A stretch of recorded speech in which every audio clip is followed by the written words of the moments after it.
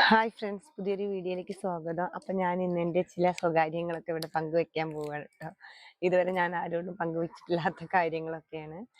അപ്പോൾ എല്ലാവർക്കും കുഞ്ഞുങ്ങളെന്നുള്ളത് ഒരു സ്വപ്നമാണല്ലോ അല്ലേ? എനിക്കും അങ്ങനെയായിരുന്നു, എല്ലാവർക്കും അങ്ങനെയാവുമെന്ന് എനിക്കറിയാം. അപ്പോൾ ഞാൻ എൻ്റെ ട്രിപ്ലറ്റ്സ് ജേണിക്ക് മുമ്പ് ചെയ്തിരുന്ന ചികിത്സാ മാർഗങ്ങളൊക്കെ പറ്റിയിട്ടാണ് കേട്ടോ ഞാൻ പറയുന്നത്. അപ്പോൾ എല്ലാവർക്കും ചെയ്യാൻ പറ്റുന്ന ഒരു സംഭവമാണിത്. വീഡിയോ പൂർണ്ണമായും കാണണം. പറ്റാവുന്നവരൊക്കെ ചെയ്ത് നോക്കണം. അനുഭവം എന്താ പറയുക, ഫലം കിട്ടിയിട്ടുണ്ടെങ്കിൽ റിപ്ലൈ അയക്കണം. അപ്പം നമുക്ക് പുതിയൊരു വീഡിയോ. അപ്പം ഞാൻ ഇന്ന് ഈ ഒരു വീഡിയോ ചെയ്യുന്നത് നിങ്ങൾ തമ്മിൽ കണ്ട പോലെ തന്നെ ഞാൻ എൻ്റെ ട്രിപ്ലറ്റ്സ് ഉണ്ടാകുന്നതിന് മുന്നേ ചെയ്തിരുന്ന ആയുർവേദ ചികിത്സകൾ എന്തെല്ലാമെന്നാണ് കേട്ടോ. മെയിൻ കാര്യമായിട്ട് ഞാൻ ആയുർവേദ ഹോസ്പിറ്റലിലൊന്നും പോയിട്ട് ചികിത്സിച്ചിട്ടൊന്നുമില്ല. പിന്നെ ഒരു മോളുണ്ടായിട്ട് പിന്നെ എനിക്ക് മക്കളൊന്നും ഉണ്ടായിരുന്നില്ലല്ലോ.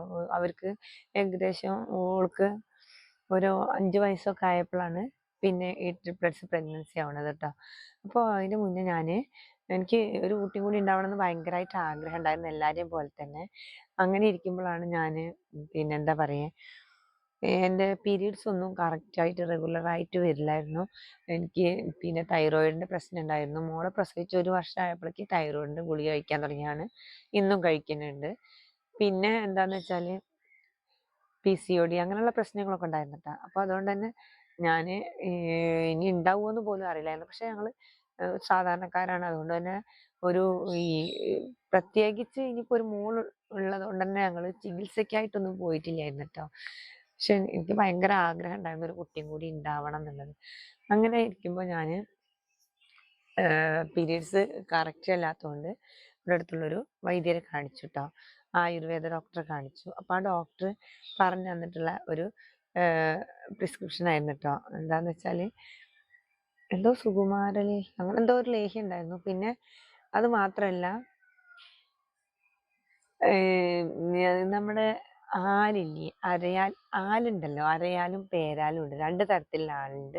അതിൽ അരയാലല്ല, പേരാൽ. അരയാലിൻ്റെ ഇല അങ്ങനെ ഒരു ഷേപ്പുള്ള അങ്ങനെ കൂർത്ത മോനെയുള്ള ഇലയല്ലേ, അതല്ല. മറ്റേ വലിയ ഇലയുള്ള പേരാലില്ലേ, പേരാലിൻ്റെ ഇല വിരിയുന്ന ആ കൂമ്പി കൂമ്പി വരുന്ന ലാസ്റ്റ് വരുന്ന ഇത്രയും വലിപ്പമുള്ള ഒരു മൊട്ടുണ്ടാവുമല്ലോ, അങ്ങനത്തെ മൊട്ട് 7 ദിവസം 7 മൊട്ട്, ഒരു ദിവസം 7 മൊട്ട് വീതം 7 ദിവസം കഴിക്കണം കേട്ടോ. അതെങ്ങനെ വെച്ചാൽ നന്നായിട്ട് അതിനൊരു പൊട്ടിക്കുമ്പോൾ ഒരു കറ പോലെ ഉണ്ടാവും കേട്ടോ. അത് ഒരു കറ, വായൊക്കെ കറ ചൊയ്ക്കുന്ന പോലെയാണ് കഴിക്കുമ്പോൾ. ഒരു ദിവസം 7 വെച്ച് ഞങ്ങൾ ഹസ്ബൻഡിൻ്റെ വീടിൻ്റെ ഒരു മതിലിൻ്റെ അടുത്ത് ഇതുപോലെ ഈ പേരാൾ ഉണ്ടായിരുന്നു കേട്ടോ. അപ്പോൾ അതുമെന്ന് ഞാൻ മൊട്ട് കളക്ട് ചെയ്യുക ചെയ്തിരുന്നത്. എന്നിട്ട് 7 മുട്ടെടുത്തിട്ട് അമ്മിയില്ലേ, അമ്മിയിൽ മിക്സിയിലെല്ലാം അരക്കില്ല, അമ്മിയുമായിട്ട് നന്നായിട്ട് മഷി പോലെ അരയ്ക്കും. ആരോടും പറയലൊന്നുമില്ല കേട്ടോ, നമ്മളുടെ സ്വകാര്യമാണ്. പക്ഷെ ഇപ്പം ഞാൻ ഇങ്ങനെ വല്ല പ്രശ്നമുള്ള മക്കളില്ലാതൊക്കെ, ഒരു കുഞ്ഞെന്നുള്ളത് എല്ലാവരുടെയും ഒരു സ്വപ്നമാണ്. പിന്നെ അപ്പോൾ മക്കളില്ലാതെ നിൽക്കുന്നവരുണ്ടെങ്കിൽ, വേറെ വലിയ പ്രശ്നങ്ങളൊന്നും ഇല്ലാത്തവരാണെങ്കിൽ ഈ ഒരു രീതി നിങ്ങൾക്ക് പരീക്ഷിച്ച് നോക്കട്ടോ. അപ്പോൾ അതിന് വേണ്ടിയിട്ട് നന്നായിട്ട് ഇത് അരച്ചിട്ട് ഒരു ഗ്ലാസ് പാലിൽ പാലിൽ കലക്കിയിട്ടാണ് കുടിച്ചിട്ടോ, തിളപ്പിച്ചിട്ടില്ലായിരുന്നു. പാലിൽ കലക്കിയിട്ട് കുടിക്കുക ചെയ്തിരുന്നിട്ടോ, തിളപ്പിച്ചിരുന്നില്ല. പിന്നെ അതേപോലെ തന്നെ എന്താ പറയുക, ഈ പേരാലിൻ്റെ തന്നെ ഒരു ചുവന്ന വേരുണ്ടാവും ഈ ആലിൻ്റെ ചുവട്ടിൽ. ആ കനമുള്ള വേരല്ലാതെ ഒരു ചെറിയ ചെറിയ നാര് പോലത്തെ വേരുകൾ ഉണ്ടാവും, ഒരു മെറൂണ് പോലത്തെ കളറുള്ള.